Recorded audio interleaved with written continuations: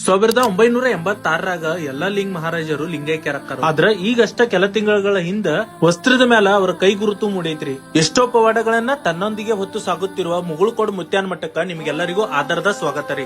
ಬೆಳಗಾವಿ ಜಿಲ್ಲೆಯ ರಾಯಬಾಗ್ ತಾಲೂಕಿನ ಮುಗುಳ್ಕೋಡ್ ಎಂಬ ಗ್ರಾಮದಲ್ಲಿರುವ ಈ ಮಠ ಉತ್ತರ ಕರ್ನಾಟಕದ ಪ್ರಮುಖ ಧಾರ್ಮಿಕ ಕೇಂದ್ರಗಳಲ್ಲಿ ಇದು ಒಂದಾಗಿತ್ತಂದ್ರೂ ತಪ್ಪಾಗಂಗಿಲ್ಲ.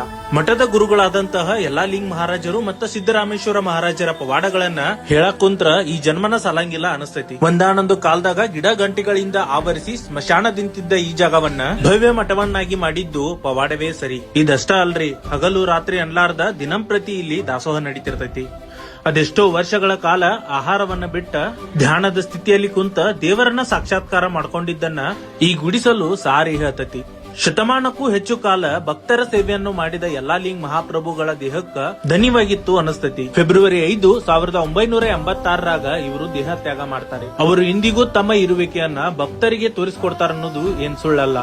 ಇದಕ್ಕ ಪುರಾವೆ ಎನ್ನುವಂತೆ ಕೆಲ ತಿಂಗಳ ಹಿಂದೆ ಅಷ್ಟ ವಸ್ತ್ರದ ಮೇಲೆ ಅವ್ರ ಕೈ ಗುರುತು ಮೂಡೈತಿ. ದೇಶ ಸುತ್ತಿ ನೋಡು ಕೋಶ ಓದಿ ನೋಡು ಅನ್ನುವ ಮಾತ ಸುಳ್ಳಲ್ಲ. ಆ ಕೋಶವನ್ನ ತೆಗೆದು ನೋಡಿದಾಗ ಗೊತ್ತಾಕತಿ ಅದೆಷ್ಟೋ ಪವಾಡ ಪುರುಷರು ತಮಗಾಗಿ ಅಲ್ಲ ಹೊರತಾಗಿ ಜನರಿಗೋಸ್ಕರ ಬದುಕಿರತ್ತಂದ. ಮುಂದಿನ ವಿಡಿಯೋದಾಗ ಮತ್ತೊಂದು ಇತಿಹಾಸದೊಂದಿಗೆ ಬರ್ತೇನಂತ ಹೇಳ್ತಾ ಈ ವಿಡಿಯೋನ ಇಲ್ಲಿಗೆ ಎಂಡ್ ಮಾಡತ್ತೇನ್ರಿ. ಈ ವಿಡಿಯೋ ನಿಮ್ಗೆ ಇಷ್ಟವಾಗಿದ್ದರ PR Edits ಇನ್ಸ್ಟಾಗ್ರಾಮ್ ಪೇಜ್ ಅನ್ನು ಫಾಲೋ ಮಾಡಿ ಮತ್ತೆ ಸಪೋರ್ಟ್ ಮಾಡಿ.